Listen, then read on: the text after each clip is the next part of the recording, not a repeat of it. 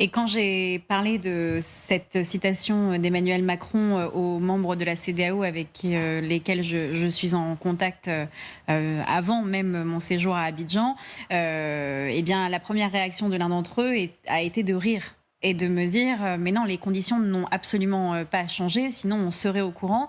Et pour le moment, il faut savoir que les forces de la CEDEAO, dont la force en attente, est bel et bien au Bénin. C'est-à-dire que la semaine dernière, ils ont fini d'acheminer, c'est-à-dire les 1000 hommes qui devaient être au Bénin. Et d'ailleurs, on a vu les Nigériens riposter en les accusant de préparer une intervention justement parce qu'ils étaient arrivés au Ils n'ont Bénin. pas l'air très pressés. Et alors, oui, bah, ça s'appelle la force en attente. Oui. Non, c'était un jeu de mots, mais c'est vrai Arriver que à Niamey dans ces conditions. la CEDEAO le dit assez clairement, c'est-à-dire que du côté des Ivoiriens, ils me disent mais on ne veut pas la guerre. Nous, ce qu'on veut, c'est étouffer économiquement le Niger pour qu'il y ait une forme de rébellion sur le territoire nigérien, ce qui n'arrivera certainement pas.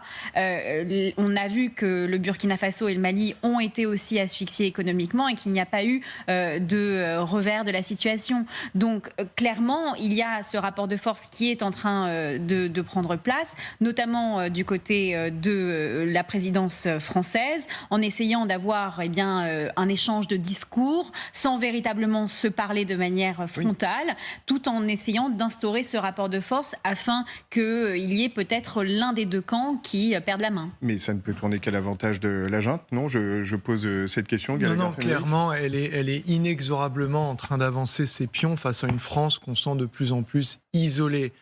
Parce que Margot l'a dit, il y a d'une part l'inaction de cette force en attente et de la communauté économique des États d'Afrique de l'Ouest, donc la CEDEAO. Il ne faut pas oublier un autre acteur majeur qui est responsable du deuxième contingent militaire étranger sur le sol nigérien, les Américains, qui eux ont une approche bien plus souple. Il faut savoir que les Français et les Américains étaient sur la base 101 ensemble, donc à Niamey. Ils ont déplacé leurs hommes vers la base 201, leurs hommes en uniforme, afin de reprendre une partie de leurs activités antiterroristes, puisque c'est là-bas que sont prépositionnés leurs drones. Et puis, où est l'Europe sur ce dossier? On sait que quand Madame Colonna s'est rendue à Tolède avec son homologue issu du gouvernement Bazoum, il n'y a pas eu de déclaration fracassante de la part de ses homologues. Tout le monde est d'accord pour condamner et dire que c'est pas bien la junte. Mais à part ça, voilà. Donc il y a une forme de posture qui consiste à se placer, c'est ce qu'on entendait dans la voix du président français, sur le terrain du droit. Alors franchement, moi je pense qu'il faudrait le quitter pour se placer sur celui de la raison, qui aujourd'hui nous commande de quitter le Niger. Vous avez dit de manière très polie, la situation est compliquée. Moi je pense pas. Moi, je pense qu'elle est dangereuse, la situation. Elle est dangereuse pour cet homme, Sylvain Ité. Et d'ailleurs, je m'étonne que Catherine Colonna, on sent bien qu'il cherche des éléments de langage, disait il y a 24 heures à Darius Rochebin, sur cette même antenne, il travaille et il entretient des contacts utiles. Ah bon? Avec qui? Lesquels? À quelle fin? Peut-être avec le président Bazoum, qui lui-même a signé à résidence. On sent qu'il y a deux choses qui se passent, c'est-à-dire que Margot disait à juste titre que rien n'a changé. Il y a une chose qui a changé, c'est qu'il y a un Français, Stéphane Julien, qui a été pris en otage de manière effective. C'est-à-dire que la junte a eu l'opportunité de tester son pouvoir de négociation face à Paris. Il a été, on ne sait pas comment, relâché, libéré. On voit une photo de Stéphane Julien aux côtés de Monsieur Ité, notre ambassadeur, dans l'emprise à Niamey. Donc, on sent qu'elle a testé cela. C'est à partir de là qu'Emmanuel Macron parle de preneur d'otages, chose qu'il aurait déjà pu faire depuis des jours. Donc, qu'est-ce qu'il est en train de faire dans, si vous voulez, la conscience collective? Il est en train de criminaliser la junte. C'est-à-dire qu'avant, leur pouvoir était illégitime, il est désormais criminel. Donc maintenant, il faut se chercher une porte de sortie. La seule chose qu'il dit à ce stade, et j'en terminerai par là, c'est que nous ne partirons qu'à la demande de notre seul interlocuteur légitime, toujours ce mot sur place, à savoir Bazoum. Oui. Florence.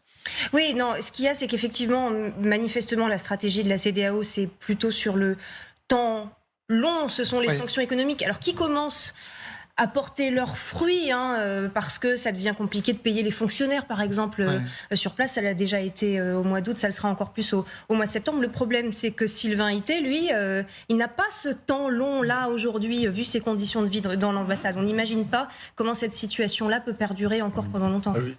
Oui, Moi, ce que en je veux général. simplement dire, c'est que de toute manière, il n'est pas en danger. Il y a un plan d'évacuation qui est prêt depuis longtemps, parce que ça fait partie de la base.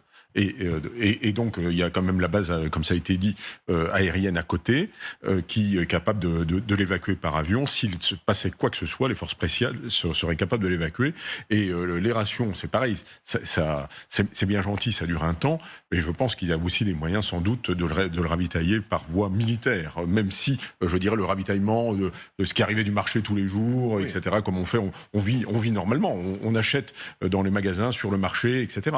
Oui, Et- mais là, ça ne peut plus rentrer dans l'ambassade. Là, ça justement. peut Il y a plus rentrer. de très nombreuses images qui montrent précisément que plus rien ne rentre. S'il reste comme ça, c'est que le lien avec la base, avec les militaires, avec les forces spéciales est toujours là et que sa sécurité n'est pas en danger. Margot. Il y a un acteur dont on parle peu sur nos plateaux parce qu'il s'agit des affaires assez internes au Niger, mais qui est très important en coulisses. Il s'agit de l'ancien président Issoufou.